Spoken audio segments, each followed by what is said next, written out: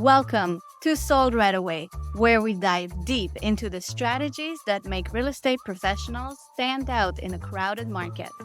I'm Maud Leger, business owner and marketing expert for all things real estate, and I'm thrilled that you are here today.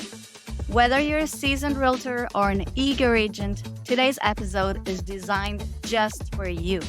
In today's episode, we're exploring the art of defining your ideal client from a previous interview with Andrea Florian. Are you working with people who truly value your expertise?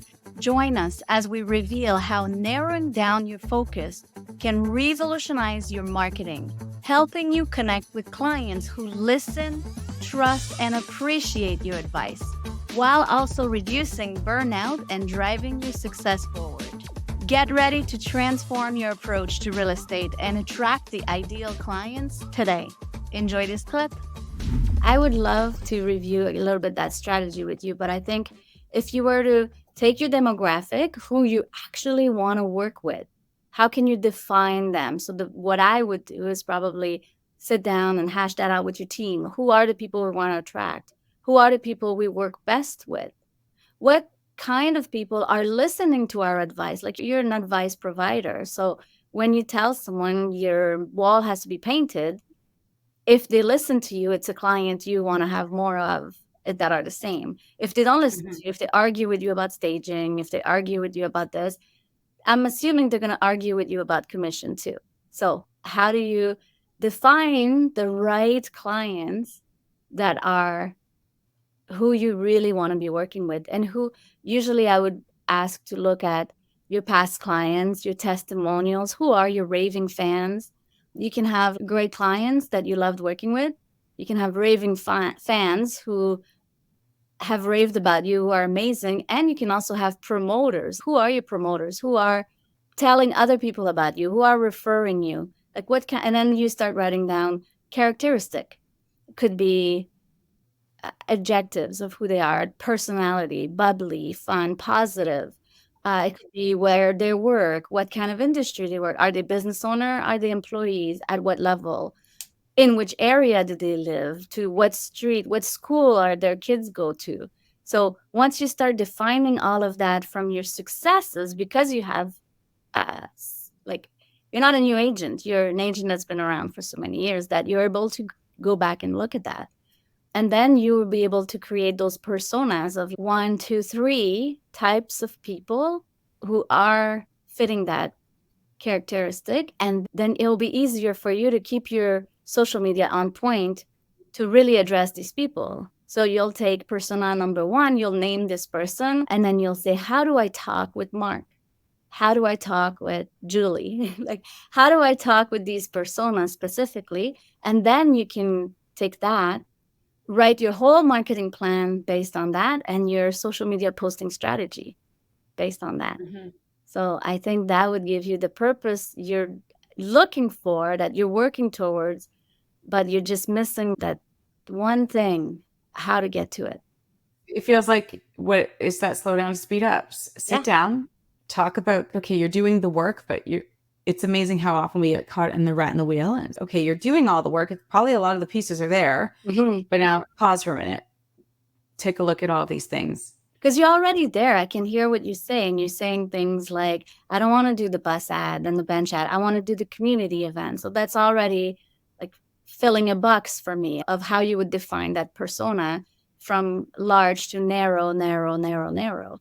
I've done an exercise in marketing in university, which was interesting. It was, if you were to address a specific demographic, you would start wide. So the world.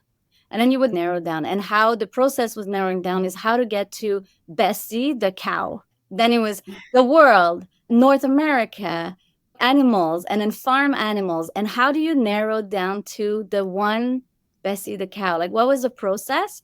And when you do it with animals, it's a lot simpler because it's easy, versus humans have so many characteristics, so many other variations. But the exercise teaches you to take everything from a large, wide view perspective to super narrow, to that one animal on that one specific farm. So same with real estate, same with humans. And then you end up with so many more because you're doing Mark, you're doing Julie, you're doing so many. That's true. And there can be many levels to that too. Yeah. I love how you just did cows, real estate, and And humans. I know. Like the process of it is interesting. So I love it. But yeah, Bessie the cow. So every time I do a marketing strategy, I think on the back of my head, how do I reach Bessie the cow? How do I get to that level of so narrow? And then what does she need? What does Mark need? What does he need to hear from?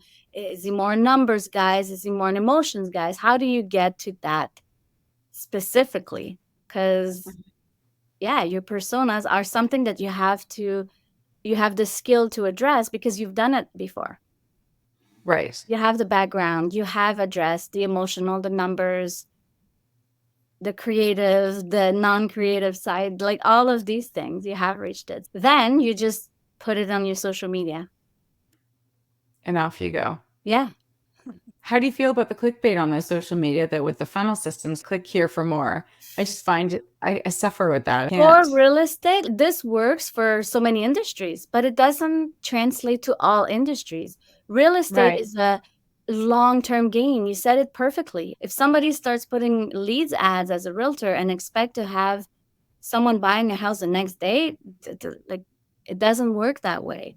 It's a long nurturing game. It's like, how can you provide information? How can you reach these people? And how can you build trust with time? Nobody's going to come and see your ad for the first time and click. Maybe it will, but the return on your investment, if you have the mentality that it's long-term, you'll get a lot more out of it.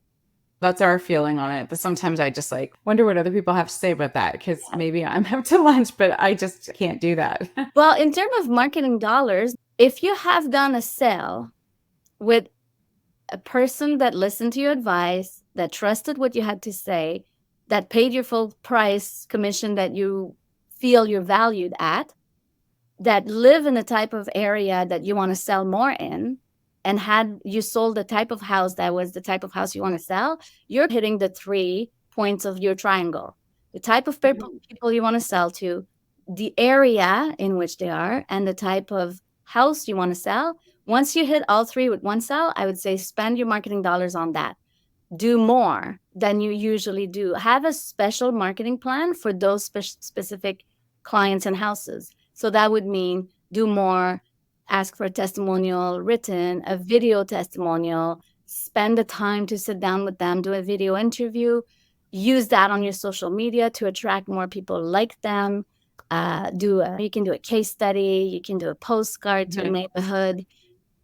You can do a video yourself about your experience, describing the process of how you work with that person. That way you're going to attract a lot more similar homeowners or sellers or buyers to work with that fit that demographic.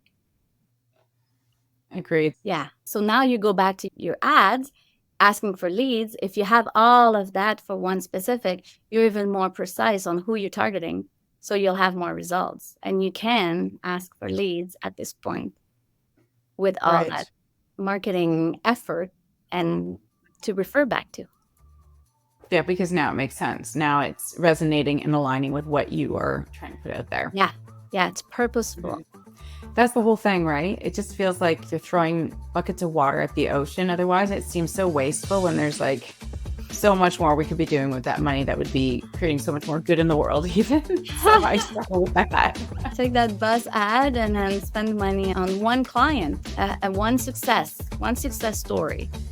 And the results you're going to see are going to be way more precise, way more valuable, way more like they'll feel good for you, and you're going to attract people like that.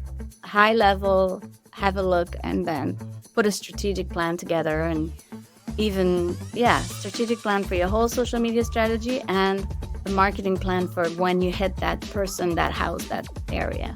Thank you for tuning in to Sold Right Away. We hope that today's moment has given you new insights into defining and attracting your ideal clients in real estate. Remember, The key to success is not just in working harder, but in working smarter by focusing your efforts on those who are truly valuing what you bring to the table. If you found this episode helpful, please subscribe, leave a review, and share it with other realtors. We'd love to hear your thoughts and how you're applying these strategies in your own business. Until next time, make every action count.